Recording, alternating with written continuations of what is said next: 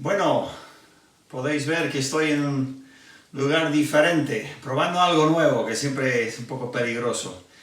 Pero bueno, espero que se vea bien y todo.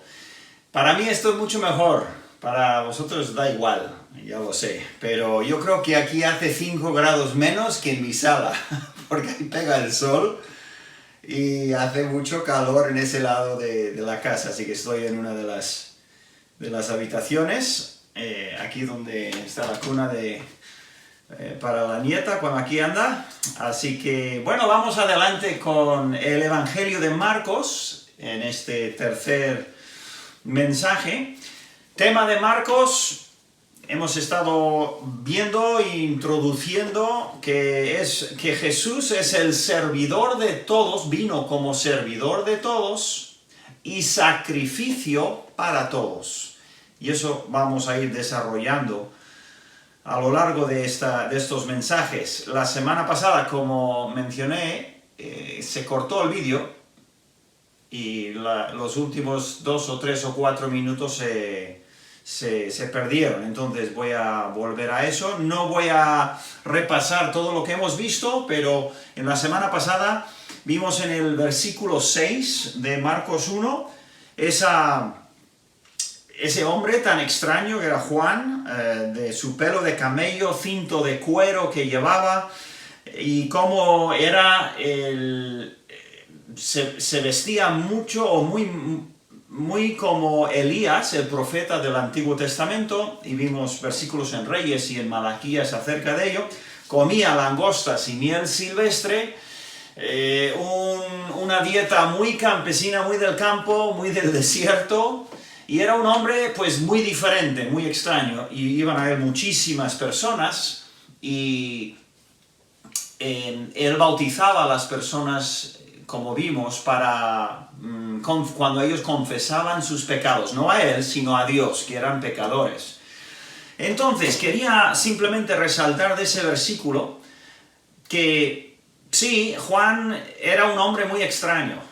Y a veces nosotros como cristianos, pues vamos a ser muy extraños dentro de la cultura moderna. En algunos casos más que otros, depende un poco de la personalidad, ¿no? Pero vamos a ser muy diferentes a las personas en general. Diferentes gustos, diferente vocabulario, ya lo creo que sí, diferentes lugares que frecuentamos, porque pues es natural, el cristiano es una criatura nueva y tiene una vida nueva que Cristo le da, y nuestra perspectiva de la vida es muy diferente. Y puede ser que incluso en nuestro aspecto exterior seamos extraños, pero ¿sabes? La persona que busca a Dios en su corazón, al principio igual esa persona extraña de sus amigos, o ese de su cuadrilla que es un poco diferente, o ese de su pueblo, o de su barrio, que es extraño, es diferente que los demás, pero eso mismo luego va a ver que es una gran bendición, porque es aquello que le diferencia, que le distingue del montón, y debe de ser, no por ser extraño, no por ser raro, pero debe de ser porque su vida es una vida realmente cristiana, una vida guiada por la palabra de Dios. Entonces, sí, a veces vamos a ser los raros. No debemos de ser raros por ser raros, porque sí, no.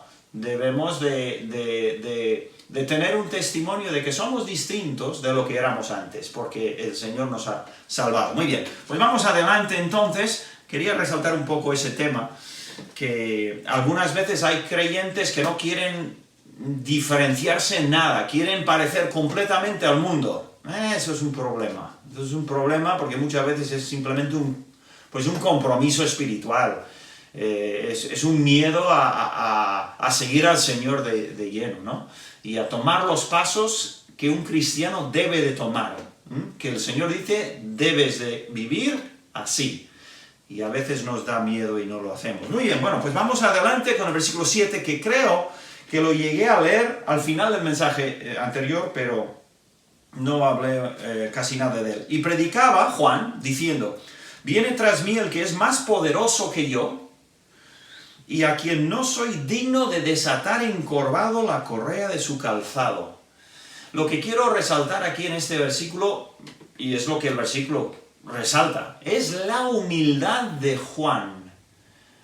Él dijo, viene uno detrás mío que, vamos, yo ni agachándome y soy digno de desatar su calzado.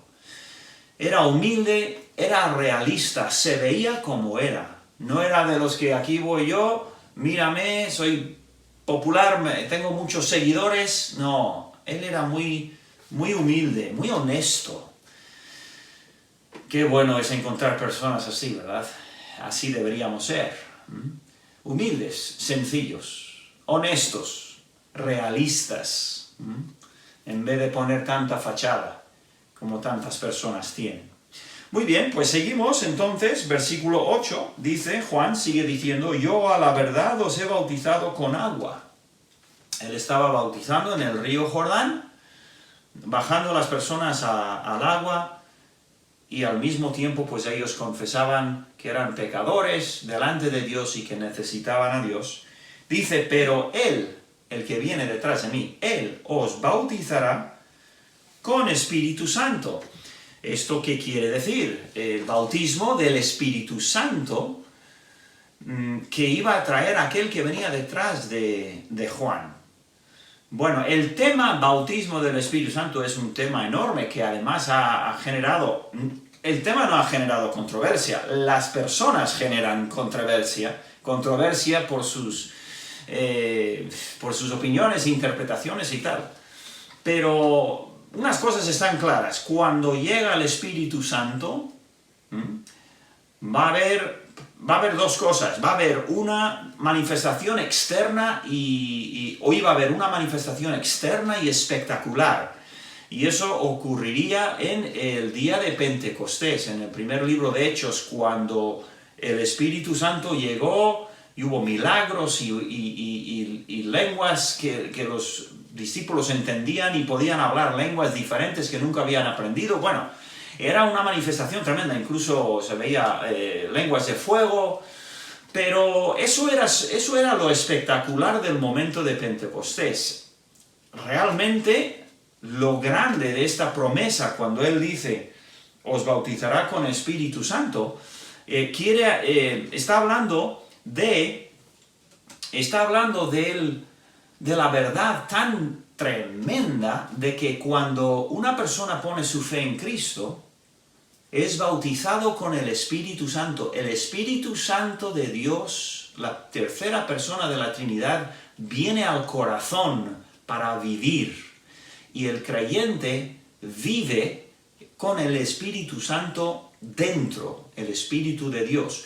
Primera de Corintios 6, 19 lo pone elocuentemente, es un versículo muy conocido. Dice, ¿o ignoráis que vuestro cuerpo es templo del Espíritu Santo, el cual está en vosotros, el cual tenéis de Dios, y que no sois vuestros, porque habéis sido comprados por precio? Glorificad pues a Dios en vuestro cuerpo y en vuestro espíritu, los cuales son de Dios.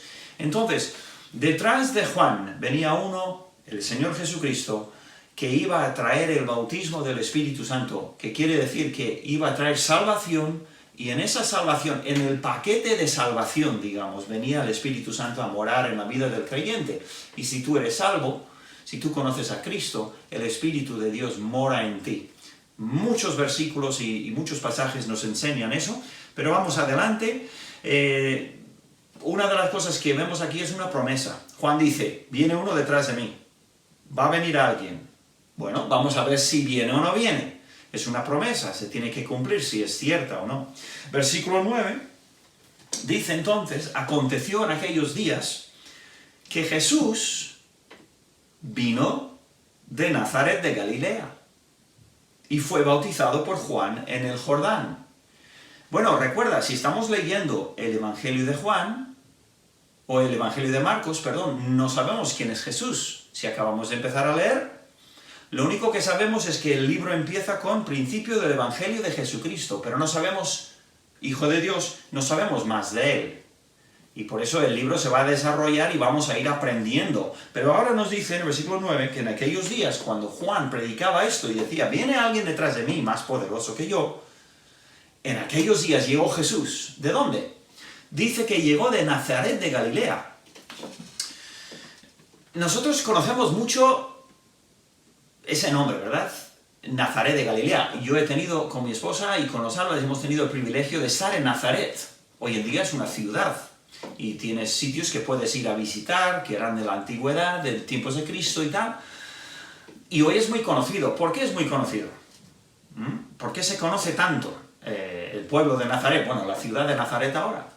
Pues por el escrito bíblico, por el Señor Jesucristo. Pero cuando Él vivía, Nazaret no era gran cosa. No se conocía apenas. De hecho, Él pone Nazaret de Galilea, quizás incluso dando a entender es que Nazaret, ¿qué es eso? ¿Dónde está eso? Ah, está en Galilea. Ah, vale, está en el norte. Pero los historiadores del momento, o sea, de aquella época, ni lo mencionan, no sale. O sea, que no era gran cosa. No era una metrópolis, no era una ciudad reconocida, pueblecito llamado Nazaret. Y además, lo poco que se conocía de esa región era que tenía mala fama.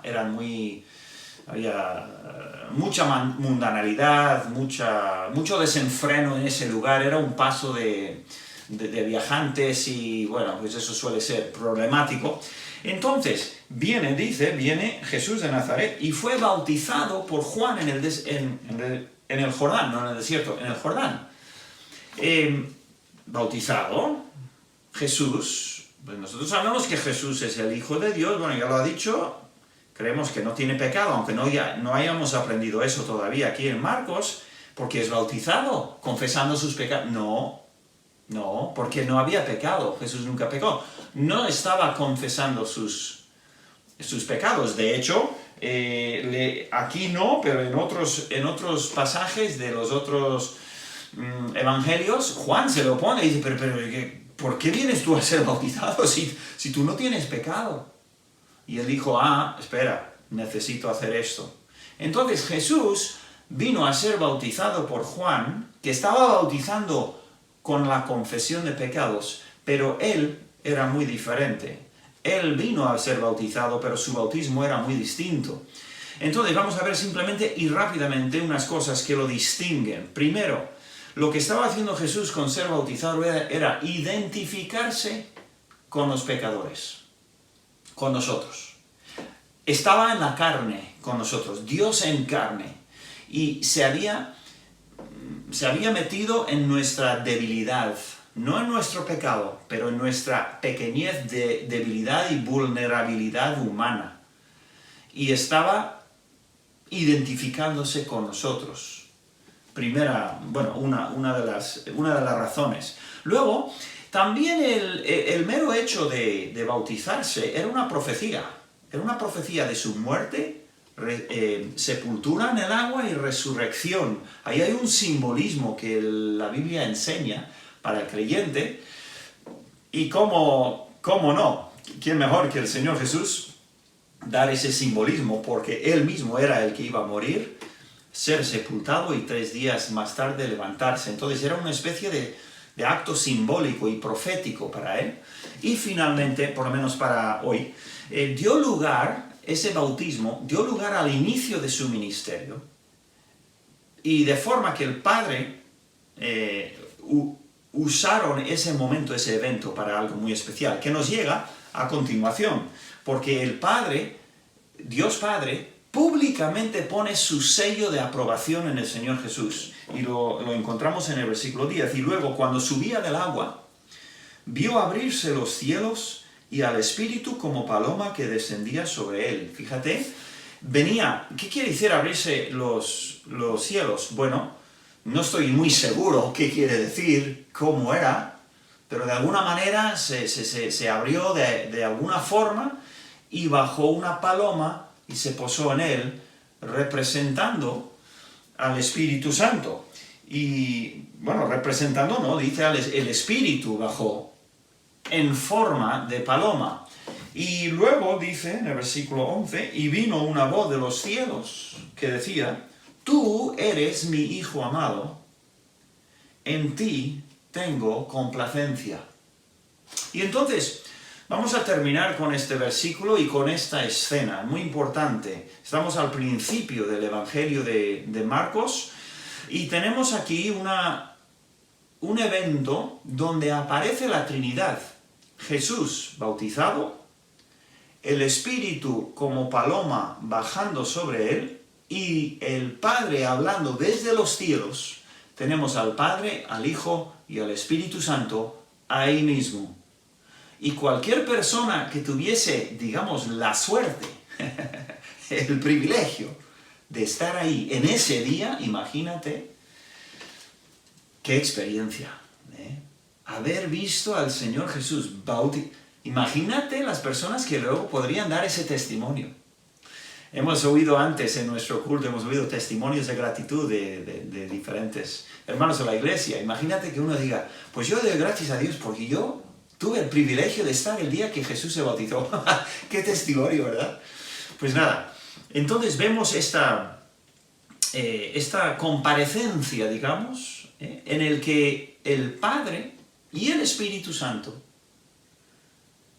ponen su sello de aprobación al Hijo. Este es mi Hijo amado, en quien estoy totalmente, con quien estoy totalmente satisfecho. Tú eres mi Hijo amado, dice, en ti tengo complacencia. Quizás los judíos que escucharan eso, o escucharían eso, podrían recordar algo en el Salmo número 2. El Salmo número 2, versículo 7, dice, yo publicaré el decreto. Esto escrito 900 años antes. Jehová me ha dicho, mi hijo eres tú, yo te engendré hoy, pídeme y te daré por herencia a las naciones. Esa frase, mi hijo eres tú. Entonces, y también en Isaías 42 sale algo parecido. Entonces tenemos aquí muchas pruebas en este paquete, tenemos muchas pruebas de su deidad, Jesús es Dios, y también de del hecho de que es el Mesías, el ungido, el Salvador que viene. Bien, vamos a dejarlo ahí por hoy, y Dios mediante continuamos la siguiente vez. ¿Agur?